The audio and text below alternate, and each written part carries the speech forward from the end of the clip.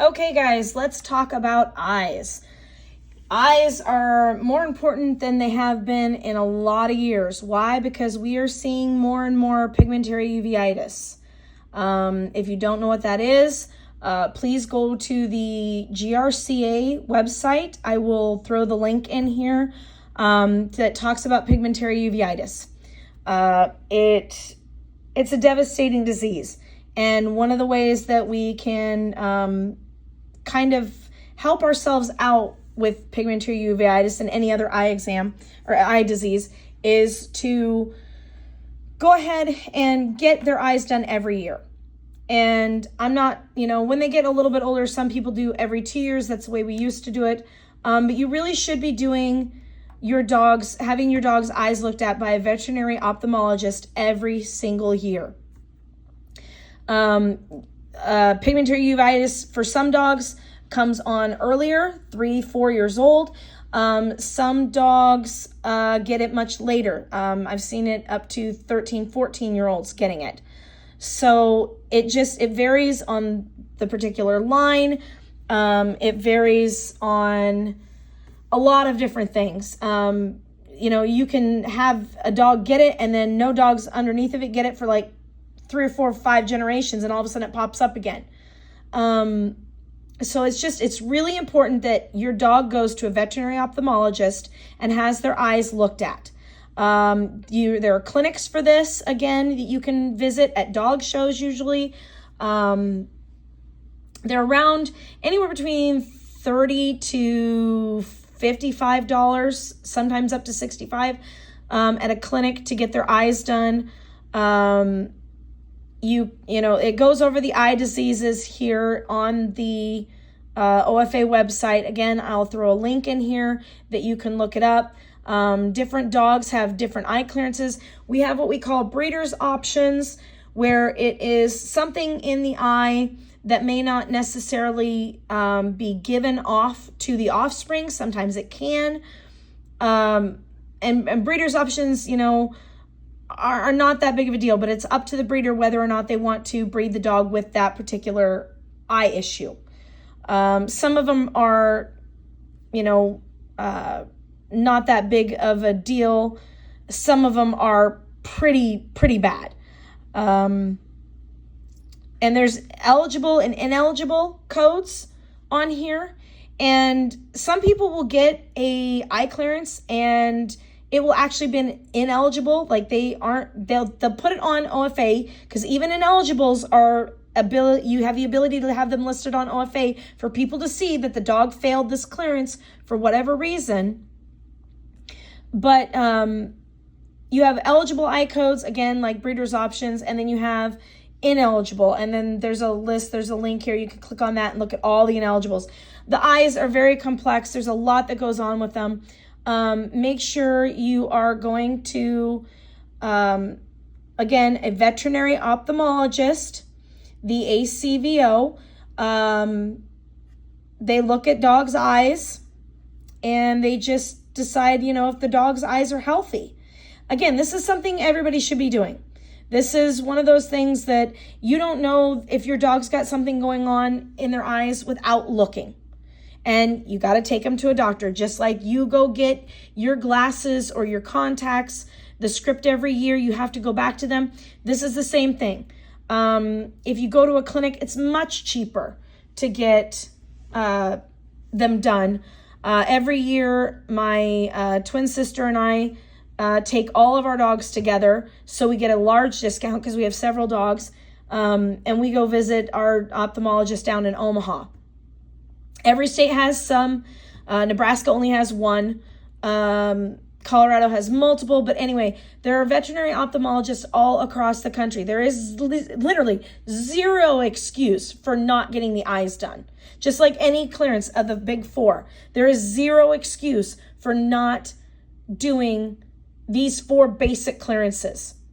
You're making thousands of dollars off of a litter. You can get these clearances done before those puppies hit the ground. There's no reason for doing breedings without these clearances.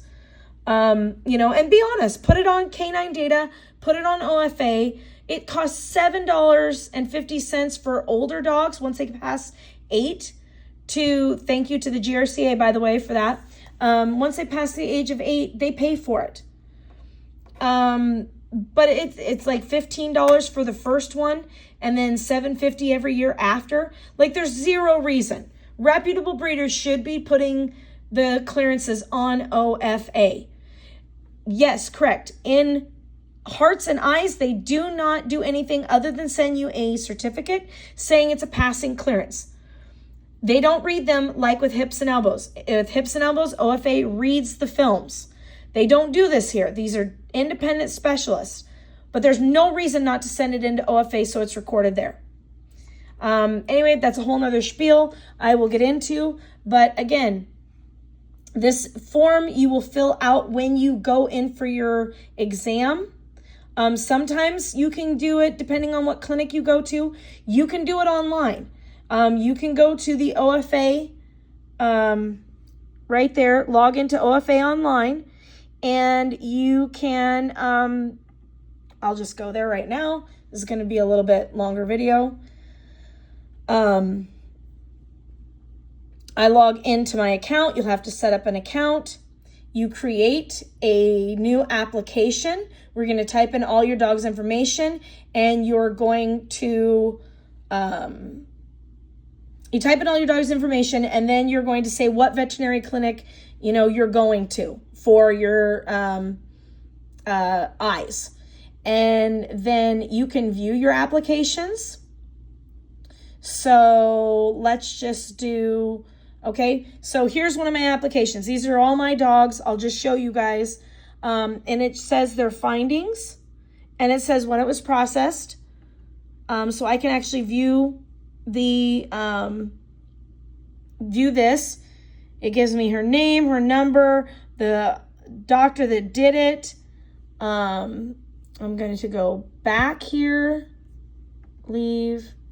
Oh, well, it kicked me all the way out. Okay, so even I don't have all this. Submit completed forms.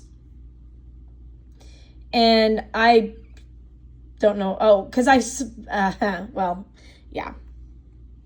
I goofed on those. I'd already put those in there, but I don't actually need them. But you can look at your, I know I can look at these. I think I must have to download it. See, even I don't always get it right. But there you go. There's a form, the way it'll pop up for the ophthalmologist, and they can go through and fill it out. And boom, didn't go with me, so I actually clicked on one. Let's see, let me click. Let me go back to applications. Let me actually click on one where you can see it.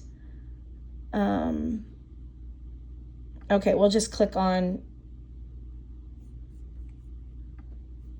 if I click on the right one. Even I have trouble sometimes navigating stuff. Okay. Exam form. I'm going to open this up. And there is her completed.